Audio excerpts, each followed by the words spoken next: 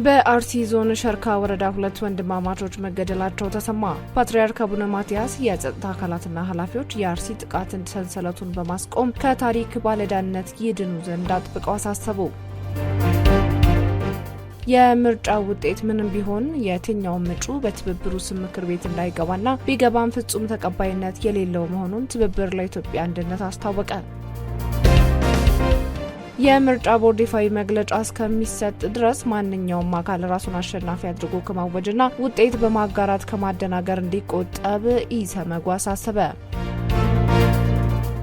በሶማሊያ በተካሄደ የተቀናጀ ዘመቻ ከፍተኛ መሪውን ጨምሮ 28 የአልሸባብ ታጣቂዎች ተገደሉ። ጤና ይስጥልኝ አዲስ ማለዳ ተከታታዮች፣ ዕለታዊ ዜናችን ተጀምሯል። በመግቢያችን ላይ ያስተዋወቅናችሁን ጨምሮ ሌሎች ዘገባዎችን ይዘናል። አብረን እንቆይ።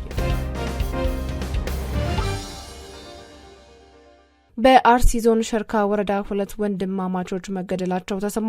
በአርሲ ዞን ሸርካ ወረዳ ግንቦት 23 ቀን 2018 ዓ.ም ሁለት ወንድማማቾች ንብረታቸው ከተዘረፈ በኋላ መገደላቸውን የአካባቢው የሀገረ ስብከት አገልጋይ ለአዲስ ማለዳ ገለጹ። ግድያው የተፈጸመው በወረዳው ዋጂ በሚባል ቀበሌ ውስጥ ሲሆን ሁለቱ ወንድማማቾች ሙሉ ንብረታቸውን ከተቃሙ በኋላ ኢታናዛድ በተባለ ስፍራ ተገድለው መጣላቸውን አስረድተዋል። ለአደጋ እንዳይጋለጡ በመስጋት ስማቸው እንዳይጠቀስ የፈለጉት እኚህ አገልጋይ በሸርካ ወረዳ ቀደም ባሉ ጊዜያትም መሰል በርካታ ጥቃቶችና ግድያዎች ሲፈጸሙ መቆየታቸውን፣ ጉዳዩ በአካባቢው ነዋሪዎች ላይ ከፍተኛ ስጋት መፍጠሩንም ተናግረዋል። ከሸርካ ወረዳ ብዙ በማይርቁ ሌሎች አጎራባች ወረዳዎችም ሰፊ የጭፍጨፋና የግድያ ጥቃቶች መድረሳቸውን አያይዘው ገልጸዋል። እንደ ምንጩ ገለጻ በአርሲ ዞን በተለያዩ ወረዳዎችና ጊዜያቶች በነዋሪዎች ላይ የተለያዩ ህገወጥ ተግባራት ይፈጸማሉ። በዞኑ የሚስተዋለው ግድያና ህገወጥ እንቅስቃሴ የመቆጣጠርና መስመር የማስያዝ ኃላፊነት የመንግስት ቢሆንም የመንግስት የጸጥታ መዋቅር እየሰራ ያለው ስራ ደካማ በመሆኑ ችግሩ ሊረግብ አልቻለም። በዞኑ ጥቃቶች ሲፈጸሙና የሰው ህይወት ሲጠፋ የሚስተዋለው የተለመደው ዝምታ እንጂ የፍትህ ስርዓት ሲሰፍን አለመሆኑን የገለጹት አገልጋዩ በአካባቢው የጸጥታ ኃይሎች ቢንቀሳቀሱም በተጨባጭ የመጣ የተሻለ ለውጥ እንደሌለ አስረድተዋል። በአካባቢው የታጠቀውና ኃይሉን በነዋሪዎች ላይ እያሳየ ያለው ሸኔ የተባለው ታጣቂ ቡድን ነው ያለው ምንጫችን፣ ቡድኑ መሰረቱን በጫካዎች በማድረግ በተለይም በኦርቶዶክስ እምነት ተከታዮች ላይ እምነት ተኮር ግድያዎችን እየፈጸመ መሆኑን ተናግረዋል። አያይዘውን ባለፉት 3 ዓመታት ብቻ በዞኑ ውስጥ ከ160 በላይ ሰዎች መገደላቸውንም ጠቁመዋል። የዞኑ አስተዳደር ግድያና መሰል የጸጥታ ችግሮችን አስመልክቶ የተለያዩ ውይይቶችን ቢያደርግም መግለጫዎችን ቢሰጥም በተጨባጭ ግን ችግሩን መቅረፍ እንዳልተቻለ ምንጫችን ለአዲስ ማለዳ ጨምረው ገልጸዋል።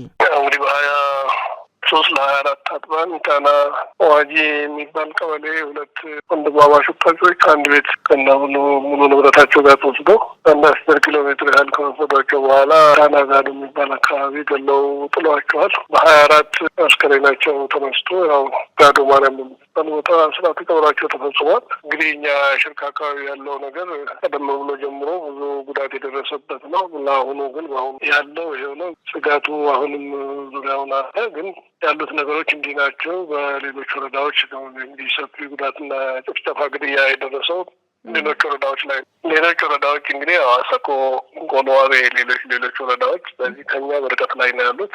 በእነሱ ወረዳዎች ነው እንግዲህ ሰፊ ግድያ፣ ጥቃት እና ቤተክርስቲያን መቃጠል የደረሰው እዛ ነው። ለአሁኑ በእኛ በኩል ያለው ይሄ ነው። ችግሩ ከአንዱ ወደ ሌላው ሽፍት እያደረገ አንዱ ጋር ቀዝቀዝ ግን ሌላው ጋር ደግሞ እየጀመረ ከዛ ጋር ሲጠፋ ደግሞ ወደ ሌላው እየሄደ አጠቃላይ በክልል ውስጥ የሚፈጸም ነው። እንግዲህ ይህንን አጠፍቶ መስመር ማስያዝ የሚችለው እንደ መንግስት ነው። በዛ ዙሪያ የሚሰራው ነገር ደከም ያለ በመሆኑ ነው ነገሮቹ ማቆም ያልቻሉት። አቀብሮ ዝም ነው። ጸጥታ ኃይል አለ እንግዲህ ከኃይል ያው እንቀሳቀሱ ይታያል። ግን ያው ችግሩ እያለፈ የሚፈልገውን ነገር ማድረጉ አልቀረም። ሸኔ ነው እንግዲህ የታጠቀ ኃይል ጫካ ያለ ነው። ዋናነት እኮ ነው እንግዲህ እኛ የምናውቀው ነው። ሸኔ የሚል ስያሜ ተሰጥቶታል። በዛ ስያሜ መሰለኝ ነው እንግዲህ በየቦታው የማጽዳት ስራ ነው የሚሰራው። እንግዲህ ያው ብዛት እምነት ተኮር ነው። ኦርቶዶክስ ላይ ነው የሚያተኩሩት። ኦርቶዶክስ አማኙን ላይ ነው የሚያተኩሩት። 160 በላይ ሰው ተገድሏል ባለፉት 3 ዓመታት። እንግዲህ በአንድ ወር 2 ወር ዝም ይላል፣ 3 ወር 4 ወር ዝም ይላል። ተመልሶ እንደገና ነገር ይደረጋል። እንደገና ዝም ይላል። እዛ እያደረገ ነው እንግዲህ ከአንዱ ወረዳ ወደ ሌላው ወረዳ፣ ከአንዱ አካባቢ ወደ ሌላው አካባቢ እያለ ነው እንግዲህ ችግሩ እንደቀጠለ ያለ። የዞን አስተዳደሮች ያው እንግዲህ አስተያየት ይሰጣሉ፣ ይመጣሉ፣ ውይይትም ይደረጋል። እንግዲህ ችግሩ ነው ያልተቀረፈው። ይህ በእንዲህ እንዳለ ፓትርያርክ አቡነ ማትያስ የጸጥታ አካላትና ኃላፊዎች የአርሲ ጥቃት ሰንሰለቱን በማስቆም ከታሪክ ባለዳነት ይድኑ ዘንድ አጥብቀው አሳስበዋል። በአርሲ ሀገረ ስብከት በቅድስት ቤተክርስቲያንና በምዕመናን ላይ እየደረሰ ያለው መከራ እያበቃ ሳይሆን እየሰፋ በመምጣቱ የጸጥታ አካላትና በየመዋቅሩ ያሉ ኃላፊዎች የጥቃት ሰንሰለቱን በማስቆምና ወንጀለኞችን ለሕግ በማቅረብ ከታሪክ ባለዳነት ይድኑ ዘንድ የኢትዮጵያ ኦርቶዶክስ ተዋሕዶ ቤተክርስቲያን አበክራ አሳስባለች። የኢትዮጵያ ኦርቶዶክስ ተዋሕዶ ቤተክርስቲያን ፓትርያርክ አቡነ ማትያስ ቀዳማዊ በአርሲ ሀገረ ስብከት በቤተ ክርስቲያን በኦርቶዶክሳውያን ላይ የደረሰውን ጥቃት በማስመልከት ዛሬ ግንቦት 26 ቀን 2018 ዓ.ም ባስተላለፉት አባታዊ የሐዘን መልእክት የጸጥታ አካላትና ኃላፊዎች ከምንም በላይ በታሪክ የሚጠየቁ በስልጣን ዘመናቸው ለዜጎች ደህንነት በሚከፍሉት ዋጋ መሆኑንም አስገንዝበዋል። ፓትርያርኩ በመልእክታቸው በአርሲ ሀገረ ስብከት በአስኮ፣ በሽርካ፣ በሆንቆሎ፣ በዋቤና በሙኔሳ ወረዳዎች በመንፈስ ቅዱስ ልጆቻቸውና በቅድስት ቤተ ክርስቲያን ላይ የደረሰውን አሰቃቂ ጥቃት የሰሙት በተሰበረ ልብ መሆኑን ገልጿል። 100 ዓመታትን ያስቆጠረው የጠላታ ቅዱስ ገብርኤል ቤተክርስቲያን በተቃጠለበት እንዲሁም የካራ ኩፍቴና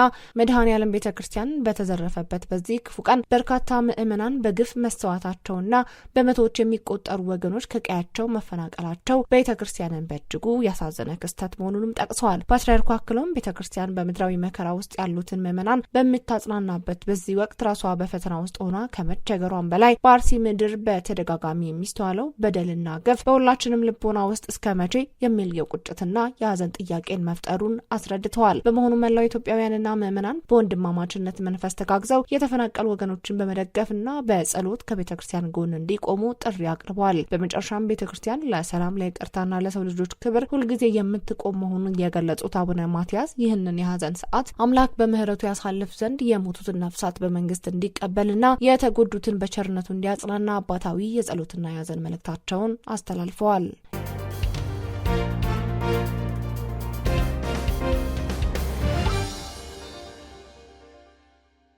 የምርጫ ውጤት ምንም ቢሆን የትኛውም እጩ በትብብሩ ስም ምክር ቤት እንዳይገባና ቢገባም ፍጹም ተቀባይነት የሌለው መሆኑን ትብብር ለኢትዮጵያ አንድነት አስታወቀ። ባለፈው ሰኞ የተካሄደው አጠቃላይ ምርጫን ተከትሎ የሂደቱ ውጤት ምንም ይሁን ምን የትኛውም እጩ በትብብሩ ስም ወደ ምክር ቤት እንዳይገባና በምክር ቤት ቢገኝ እንኳን ፍጹም ተቀባይነት የሌለው መሆኑን ትብብር ለኢትዮጵያ አንድነት አሳሰበ። ቅንጅቱ ለአዲስ ማለዳ በላከላት መግለጫ ምርጫው ከቅድመ ዝግጅት ጀምሮ በእንከን የተሞላና የዴሞክራሲ ባህሪ የሌለው መሆኑንም ገልጿል። ትብብሩ በመግለጫው ወደ ምርጫው የገባው መሰረታዊ የሀገር ችግሮች ሊፈቱ የሚችሉት በንግግር በድርድርና በጥልቅ ውይይት መሆን አለበት በሚል ሩቅ እሳቤና ከውጭ ሆኖ ከመተቸት ይልቅ ትብብሩ አገዛዙ እያለ የጠራውን መንግስት የነውር ገመና በተጨባጭ ለማጋለጥ በማለም እንደነበር አስታውቋል። ይሁን እንጂ ከቅድመ ምርጫ፣ ከምርጫ ዕለትና ከምርጫው ማግስት የተስተዋሉ ሁነቶች እንደሚያሳዩት ሂደቱ ካለፉት አምባገነናዊ የጥርነፋ ባህሪያትና ሁሉንም የመጠቅለል አባዜ ያልተላቀቀ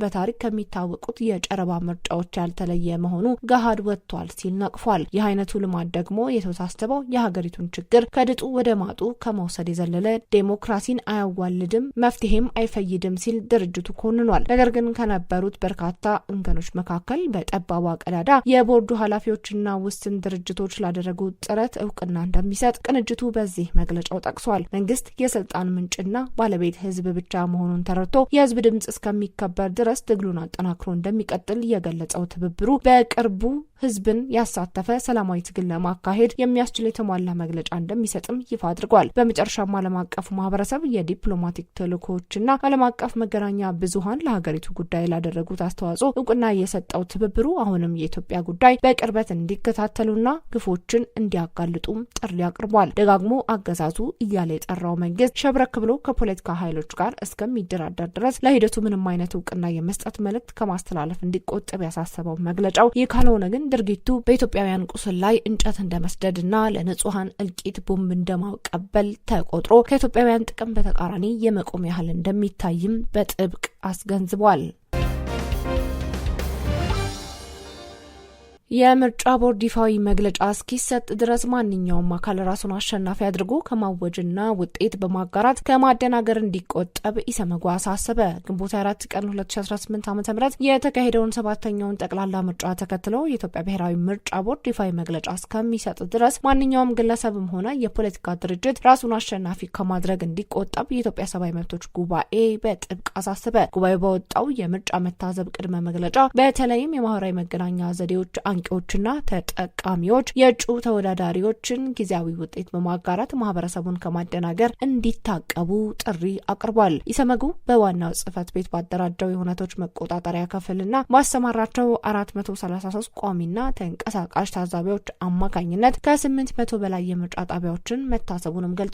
ድርጅቱ ባካሄደው ክትትል በድምጽ መስጫው ዕለት በርካታ ተግዳሮቶች መስተዋላቸውን የጠቀሰ ሲሆን ከነዚህ መካከል አዲሱ የዲጂታል የመራጮችና የእጩዎች ምዝገባ ስልት መጀመሩ የሚበረታታ ቢሆንም የአስፈጻሚዎች ስልጠና ማነስ ለመራጮች መጨናነቅና ለሰዓት መራዘም ምክንያት መሆኑንም አልሸሸገም። ከዚሁ ጋር ተያይዞ በበርካታ አካባቢዎች የትራንስፖርት አገልግሎት መቋረጥ፣ በጣቢያዎች የመራጮችን ስም ከሚያጣራው ባለሙያና መዝገብ አንድ ብቻ መሆን እንዲሁም በአዲስ አበባና በአካባቢው በቂ የሰልፍ አስተባባሪዎች ባለመኖራቸው መራጮች ለረዥም ሰዓታት ለእንግልት መዳረጋቸውም በዋና ዋና ችግርነት ተነስተዋል። በተጨማሪም በሐዋሳና በአካባቢው በሚገኙ ውስን ጣቢያዎች የምርጫ አስፈጻሚዎች ምስጢራዊ የድምጽ መስጫ ሳጥን ውስጥ መራጭ እያለ በመግባት የስነ ልቦና ጫና ማድረጋቸው፣ ያልተመረጡ የድምጽ መስጫ ወረቀቶችን ወደ ሳጥን ውስጥ ማስገባታቸው፣ በአንዳንድ ቦታዎች ህገወጥ ግለሰቦች ጣቢያ ውስጥ መገኘታቸውና የምልክት ማድረጊያ ቦታዎች መጣበብ በነጻነት የመምረጥ መብትን የገደቡ ክስተቶች መሆናቸውን ኢሰመጉ አስታውቋል። እነዚህ ክፍተቶች እንዳሉ ሆኖ መራጮቹ ድምጽ ለመስጠት የነበራቸው ተነሳሽነት ከፍተኛ መሆኑን፣ የምርጫ ቁሳቁስ አቅርቦት በቂ እንደነበርና በአብዛኛው የሀገሪቱ ክፍሎች የጎላ የጸጥታ መደፍረስ ሳያጋጥም ሂደቱ መጠናቀቁን ኢሰመጉ በበጎ ጎን አንስቷል። በመሆኑም የኢትዮጵያ ብሔራዊ ምርጫ ቦርድ አጠቃላይ ሰራተኞች በአንጻራዊነት ስኬታማና ሰላማዊ ምርጫ ማከናወናቸውን በመግለጽ እውቅናና ምስጋና የሰጠው የሰብአዊ መብቶች ተሟጋች በቀጣይ ምርጫ ቦርድ በአሁኑ ሂደት የተስተዋሉ ችግሮችን በዝርዝር ለይቶ እንዲያርም ጥሪውን አስተላልፏል። በሶማሊያ በተካሄደው የተቀናጀ ዘመቻ ከፍተኛ መሪውን ጨምሮ 28 የአልሸባብ ታጣቂዎች ተገደሉ። የሶማሊያ መንግስት ከዓለም አቀፍ አጋሮቹ ጋር በመተባበር በሂራንና በመካከለኛው ሸበሌ ክልሎች ባካሄደው የተቀናጀ የጸጥታ ዘመቻ ከፍተኛ መሪውን ጨምሮ 28 የአልሸባብ ታጣቂዎች መገደላቸውን አስታወቀ። በተደረገው የአየር ድብደባ ከተገደሉት መካከልም በሂራን ክልል ከፍተኛ የአልሸባብ መሪ የተባለው አብድራህማን አብዲ ሙዳሊብ እና ሌሎች 5 ታጣቂዎች እንደሚገኙበትም ተገልጿል። የሶማሊያ ብሔራዊ የመረጃ ደህንነት ኤጀንሲ እንዳስታወቀው ሙዳሊብ በቡሉ ቡርዴና በጃላላ ቅሲ ወረዳዎች የሚፈጸሙ የሽብር ጥቃቶችን በማቀድና በማስተባበር ረገድ ቀጥተኛ ሚና የነበረው ግለሰብ ነው። ኤጀንሲው አክሎ እንደገለጸው ሁለተኛው እርምጃ የተወሰደው በመካከለኛው ሸበሌ ክልል ማሳጂድ አሊ ጋዲድ ከተማ አቅራቢያ 70 የሚጠጉ ታጣቂዎች የጸጥታ መረጋጋትን ለማወክ በዝግጅት ላይ መሆናቸውን የሚያመለክት ጥቆማ ከደረሰ በኋላ ነው። የመረጃው ትክክለኛነት ከተረጋገጠም በኋላ የኤጀንሲው ኃይሎች ከአጋሮቻቸው ጋር በመሆን በወሰዱት የታለመ እርምጃ 23 ታጣቂዎችን ማስወገድ መቻላቸውንም መግለጫው ጠቅሷል። የሶማሊያ መንግስት አልሸባብን ካዋሪጅ ወይም ከእስልምና አስተምሮ የወጡ በሚል ስያሜ እንደሚጠራቸው አስታውሶ ይህ ዘመቻ ቡድኑ ሙሉ በሙሉ ለማጥፋትና የሀገሪቱን ሰላምና መረጋጋት ለማረጋገጥ የሚደረጉ ቀጣይ ጥረቶች አካል መሆኑንም አስገንዝቧል። ከ16 ዓመታት በላይ በሶማሊያ መንግስት ላይ የሽምቅ ውጊያ ሲያካሂድ የቆየው አልሸባብ በተደጋጋሚ የጸጥታ ኃይሎችን፣ የመንግስት ኃላፊዎችንና የንጹሃን ዜጎች ኢላማ አድርጎ ጥቃት እንደሚፈጽም ይታወቃል። የሶማሊያ ጦር በአፍሪካ ህብረት የድጋፍና የመረጋጋት ተልእኮና በሌሎች ዓለም አቀፍ አጋሮች እገዛ በአሸባሪ ቡድን ላይ የሚወስደውን እርምጃ አጠናክሮም ቀጥሏል። የዚህኛው የአውሶም ተልእኮም በተባበሩት መንግስታት ድርጅት የጸጥታው ምክር ቤት ውሳኔ መሰረት ለተጨማሪ 1 ዓመት መራዘሙ ይታወሳል። ኬንያ በአሜሪካ የገንዘብ ድጋፍ ሊተገበር በታሰበው የኢቦላ ማቆያ ማዕከል እቅድ ምክንያት ከፍተኛ ተቃውሞ ገጠማት። በአሜሪካ የገንዘብ ድጋፍ በኬንያ ውስጥ ለመመስረት ታቅዶ በነበረው የኢቦላ ማቆያ ማዕከል ላይ የሚሰነዘረው ተቃውሞ እየተጠናከረ መሄዱን አፍሪካ ኒውስ ዘግቧል። በተቃውሞ ሰልፎች ወቅት የሰው ህይወት ማለፉ ሲዘገብ ህጋዊ ተግዳሮቶችም ቀርበዋል። ይህ አወዛጋቢ ፕሮጀክት ከኮንጎ ዴሞክራሲያዊ ሪፐብሊክ የሚመጡ የአሜሪካ ዜጎችን ለማቆየት ታስቦ የተዘጋጀ ሲሆን እቅዱ በህዝብ ጤናና በብሔራዊ ሉዓላዊነት ላይ ከፍተኛ ፍርሃትን ፈጥሯል። ተቃዋሚዎች በላይኪፒያ አየር ኃይል ጣቢያና በናይሮቢ መሀል ከተማ ተሰብስበው የታቀደውን የማቆያ ማዕከል መቃወም የጀመሩ ሲሆን የተቃውሞ ንቅናቄዎቹም የኬንያ መንግስት አገሪቱን ውስን የጤና ሀብት ባላት ሁኔታ የኢቦላ በሽተኞችን ለማገልገል አሜሪካ ግዛቷን እንድትጠቀም መፍቀዷን ኮንነዋል። ቮካል አፍሪካ የተባለው የተቃዋሚ ቡድን እንደዘገበው ከማዕከሉ አቅራቢያ ከፖሊስ ጋር በተፈጠረ ግጭት የ27 ዓመት ወጣት ህይወት በጥይት ተመቶ አልፏል። ባለስልጣናትና የድንገተኛ አደጋ ምላሽ ሰጪዎች ሞቱን ወዲያውኑ ማረጋገጥ ባይችሉም የኬንያ ቀይ መስቀል ማህበር የቆሰሉ ሰዎች መኖራቸውን የሚጠቁሙ ሪፖርቶች እንደደረሱት ገልጿል። የቅዱ ተቃዋሚዎች ለኬንያ ጤና ጥበቃ ሚኒስቴር አቤቱታ በማቅረብ መንግስት የአሜሪካን ጥያቄ ውድቅ እንዲያደርግም ጠይቀዋል። ተቃዋሚዎቹ ኬንያ የኢቦላ በሽተኞች ማቆያ ማዕከልን በደህንነቱ በተጠበቀ ሁኔታ ለማስተዳደር የሚያስችል መሰረተ ልማትና ሀብት የላትም ሲሉም ተከራክረዋል። በተጨማሪም አንዳንድ ወገኖች አሜሪካ ማዕከሉን በራሱ ሀገር ሳትገነባ በውጭ ሀገር ለመመስረት የፈለገችው ለምንድን ነው ሲሉም ጥያቄ አንስተዋል። የታቀደው ማዕከል 50 የማገልገያ አልጋዎች ይኖሩታል የተባለ ሲሆን የአሜሪካ የሕክምና ባለሙያዎች በውስጡ ያገለግላሉ ተብሏል።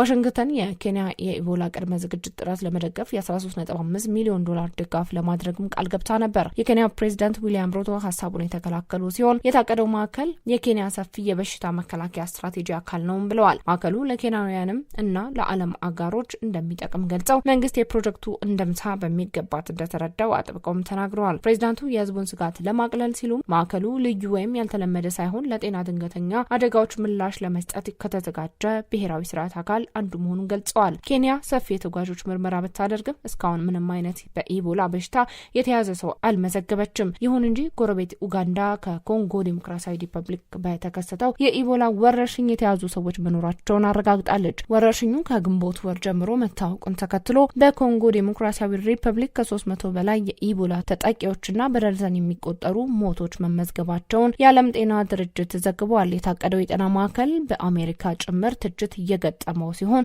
አንዳንድ ህግ አውጪዎች በውጭ ሀገር በበሽታው የተያዙ አሜሪካውያን ከሶስተኛ ሀገር ይልቅ በራሳቸው ሀገር ሕክምና ማግኘት አለባቸው ሲሉም ይከራከራሉ። ዕለታዊ ዜናችን በዚሁ ተጠናቀቀ። አዲስ ማለዳን ሰብስክራይብ ማድረጉን አይዘንጉ። ጤና ይስጥልኝ።